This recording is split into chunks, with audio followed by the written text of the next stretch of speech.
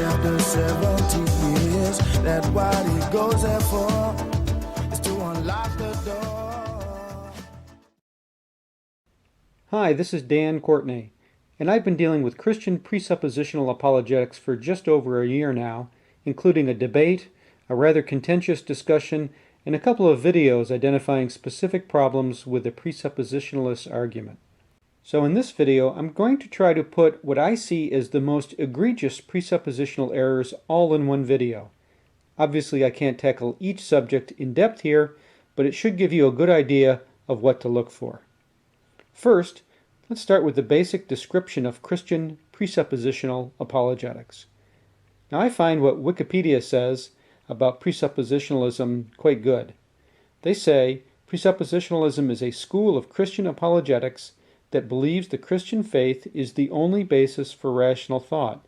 It presupposes that the Bible is divine revelation and attempts to expose flaws in other worldviews. It claims that apart from presuppositions, one cannot make sense of any human experience, and there can be no set of neutral assumptions from which to reason with a non-Christian.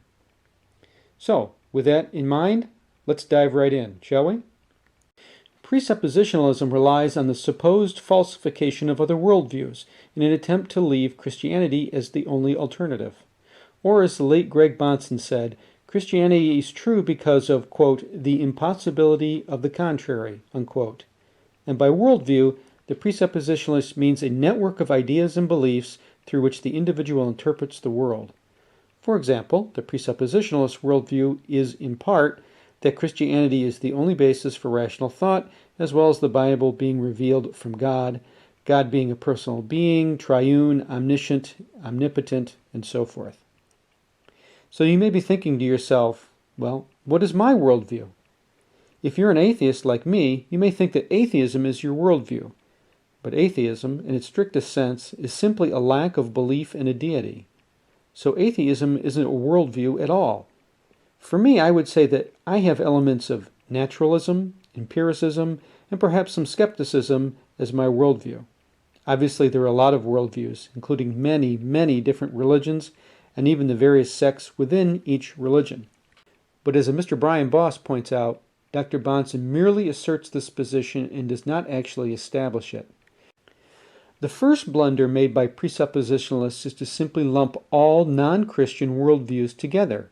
Again, as Dr. Greg Bahnsen claims, all non-Christian worldviews, quote, presuppose human autonomy, unquote, and therefore he feels justified in pitching them all in together in the same basket.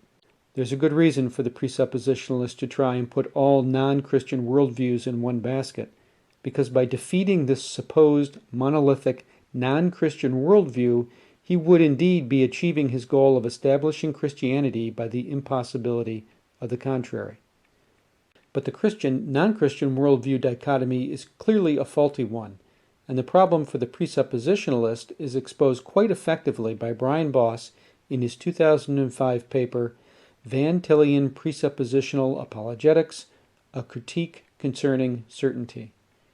In this paper, which I've linked to in the notes, regarding the presuppositional argument put forth by Dr. Greg Bahnsen, Boss states, quote, there is an inductive element crucial to the method, and as such, it does not provide objective certainty, unquote. In short, what Boss does is show that, in fact, the Christian-non-Christian worldview dichotomy is a false one, and that, therefore, the presuppositionalists, at best, would only be able to defeat a sampling of possible non-Christian worldviews. Further, there are worldviews that have yet to emerge, so the presuppositionalists cannot have defeated them even in principle. This leaves the presuppositionalists in the position of making an inductive argument. That is, the best they can do is say that they have defeated some worldviews, but their claimed ability to defeat all worldviews is merely an empty assertion. The second problem has to do with the presuppositionalists' attempt to create uncertainty in other worldviews. A common question posed by the presuppositional apologist Cy ten Bruggencate is, could you be wrong about everything that you claim to know, unquote? If the answer is yes, then his conclusion is, quote, then you don't know anything, unquote. Or to sum up the argument in one sentence, quote, If you could be wrong about everything you claim to know, then you don't know anything, unquote. If the fallaciousness of this argument isn't immediately apparent, then let's try an analogy. Let's say that one person stood at a table with a pair of dice, and another person stood at a distance away where he or she could see the dice but not clearly make out the number displayed. Every time the person rolled the die, the other person would squint and call out the number. On any particular roll, the person making the call freely admits that they could be wrong. After all, the dots are fuzzy at a distance. In fact, the person admits that they could be wrong about every die roll, no matter how many times they were rolled. But it does not follow that the person is in fact wrong about any particular roll. The person could have said the roll was 7, when in fact it was 7. Using the presuppositionalist definition of knowledge, justified true belief, the person calling the die rolls would then have knowledge of at least one roll of the dice. It is justified by the person's view of the die, albeit fuzzy. He or she would believe that it was true, and it is in fact true.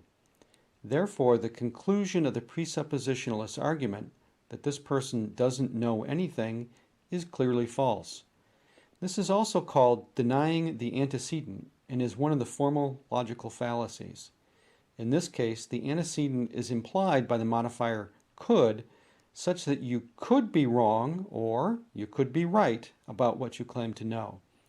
The conclusion then, you don't know anything, denies that you could be right. Another common presuppositional tactic is to question the uniformity of nature. Ironically, the presuppositionalists will point to the fact that we make inductive inferences about the future to try to undermine the certainty of the non-Christian. As the presuppositionalist Stephen Feinstein has said, quote, all science rests on the precondition of the uniformity of nature. Inductive inference takes something that we've experienced in the past and then projects it into the future, unquote. Presuppositionalists will make the argument, rightly so, that the laws that describe the behavior of mass and energy must remain consistent over time and across the universe. The argument is that without this behavior, called the uniformity of nature, we could draw no conclusions from experiments because repeating the test would not necessarily provide the same results. This is indeed true. The uniformity of nature is axiomatic to all science and is required to make any inductive inference, even as mundane an inference as expecting that gravity will continue to work in the same direction tomorrow as it does today. On this point, the presuppositionalists and the atheists can agree. But in order to create a need for God, the presuppositionalist goes one step further. He will insist that the presumption of uniformity must be justified, and he posits God as the justification for that uniformity. As Dr. Greg Bahnsen has said, quote, God created the world, and this world reflects the uniformity that he imposes on it by his governing, and our thinking is to reflect the same consistency or logical coherence that is in God's thinking, unquote.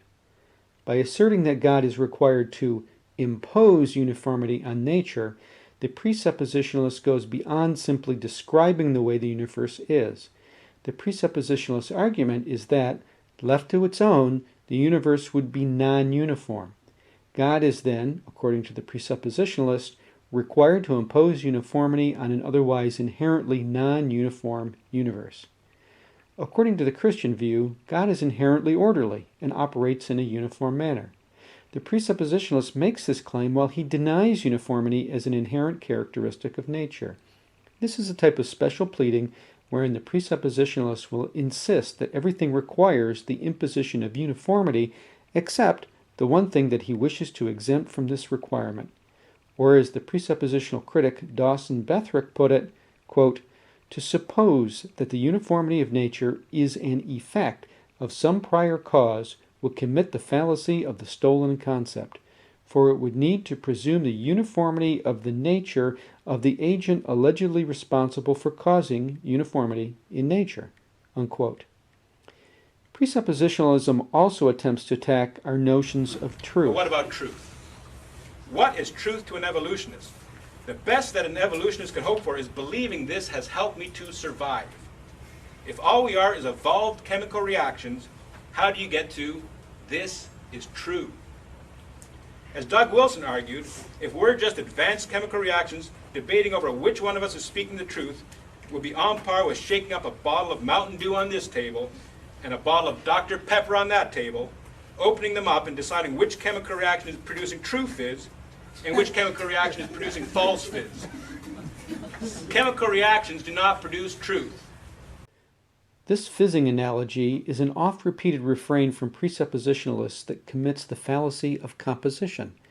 This fallacy attempts to assign attributes of the individual components to the whole, and in so doing neglects the character of the entity in its totality. But the presuppositionalist actually commits a second fallacy with this fizzing analogy. He's committing the reification fallacy. This fallacy treats in concrete terms that which is abstract. Simply put, truth is not tied to or part of some physical process, but truth is a judgment we make about a proposition's correspondence with reality. But even this widely accepted concept of truth is challenged by presuppositionalists. They define truth as that which corresponds to the mind of God. But since neither God or the disembodied mind thereof is a coherent concept, presuppositionalists end up putting meaningless terms between themselves and the reality to which they ultimately wish to anchor truth. The presuppositionalists will also point to their holy scriptures as products of God's mind and conclude that they are, by definition, true. The presuppositionalist has thus disconnected truth from reality by inserting their arbitrary God. It doesn't matter to the presuppositionalist that many aspects of the scriptures are in direct conflict with evidence, because any objective measure of the evidence is not relevant to their definition of truth. This disconnection of truth from evidence is perhaps the most distinguishable characteristic of presuppositionalism, and is seen by the presuppositional community as one of their strengths.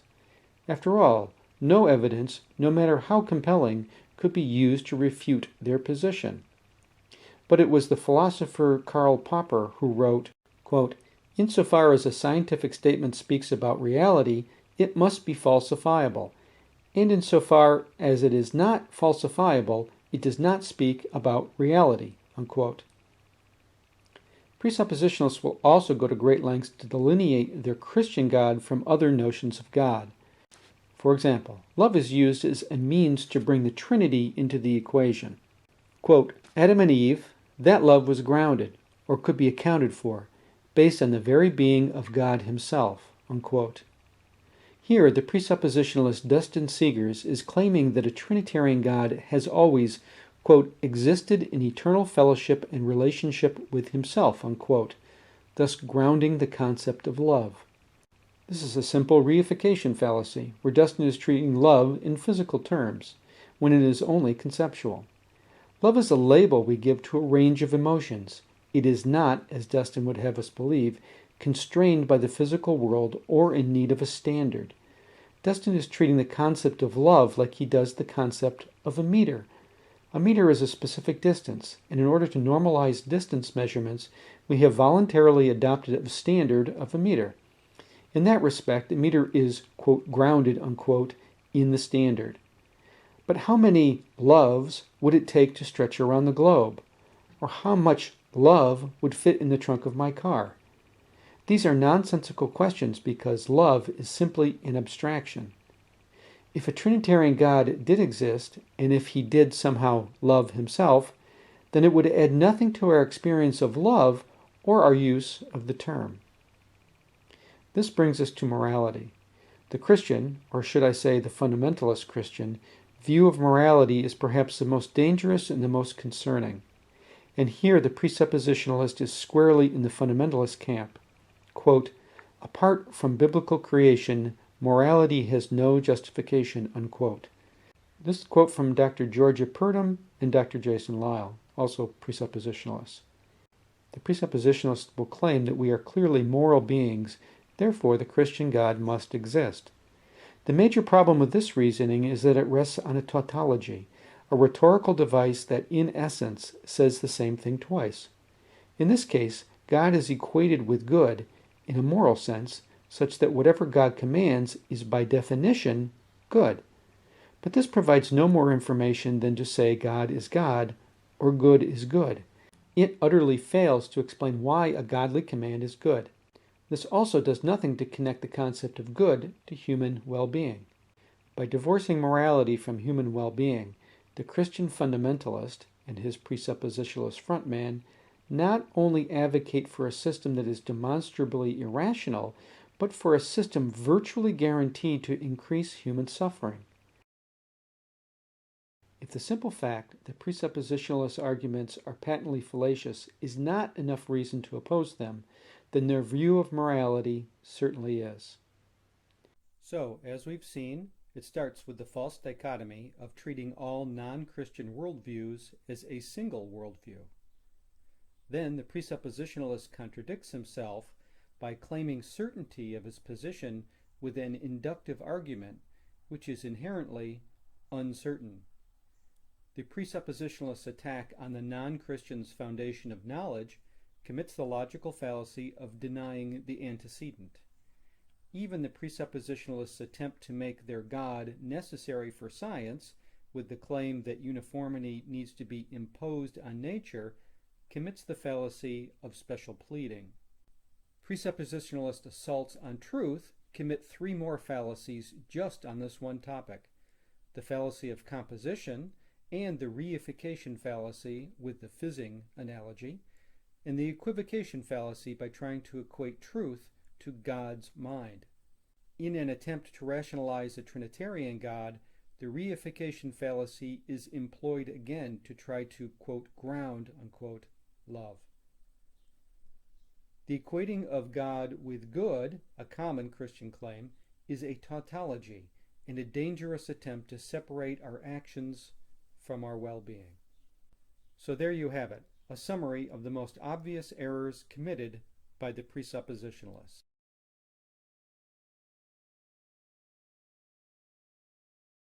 Thank you for watching. If you enjoyed this video, please subscribe.